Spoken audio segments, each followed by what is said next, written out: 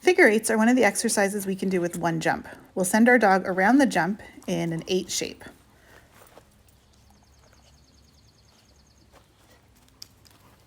Watch how I'm sending him with my left hand here. He goes around the jump standard, and then as he comes around the corner, I switch to my right hand and feed him out of my right hand. And then going the other direction, I do the same thing. I'm always going to use the hand that's on the same side as the dog to send him. So send him with my right, switch, reward with my left, and now it's on the same side as him. Once he's gotten good at this, I can start to do 2 or 3 in a row before I give him his reward.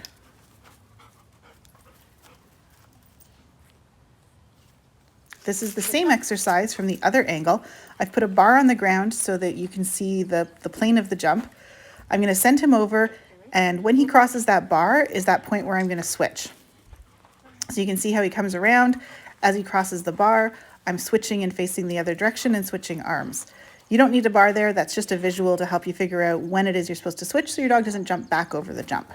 You can do the same exercise with cones or chairs or planters, whatever you've got. I've set these up a little bit further apart so that I can get a little bit of distance with him. And again, as he gets better at this, I'm going to ask him to do 2 or 3 in a row before he gets his cookie, and I can work on getting a little bit more distance from him as well. If you watch, you can see that I'm still switching as he comes around. So even though he's not coming all the way to me, I'm still doing the motions, and you can see that my feet are changing and facing the other direction, and I'm just going to run him out to reward him there. Okay. I've left this in because it shows you this from the other view, but also because I was focusing a lot during this session on making sure I had my feet in the right place and my hands in the right place to record this for you guys.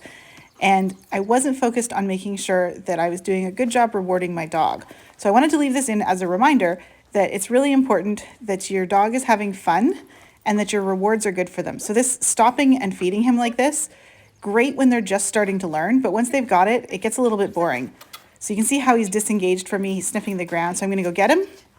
I'm gonna hype him up a little bit, I'm gonna ask for some hand touches, I'm gonna play with him a little bit, I'm gonna get him refocused, re-engaged, re-energized, and then I'm gonna send him to do the exercise again.